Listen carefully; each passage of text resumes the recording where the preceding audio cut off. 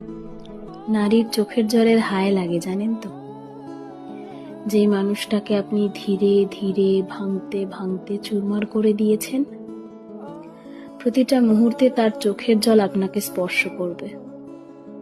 হয়তো অনুভব করতে পারবেন না, তবে বুঝতে পারবেন ঠিকই।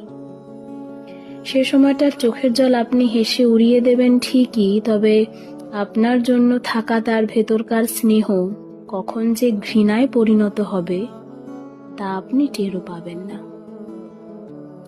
আসলে মানুষ সময় থাকতে সবটা বোঝে না, কিন্তু যখন বোঝে তখন আর সময় থাকে না। নারীর ঘৃণা বড্ড তীব্র।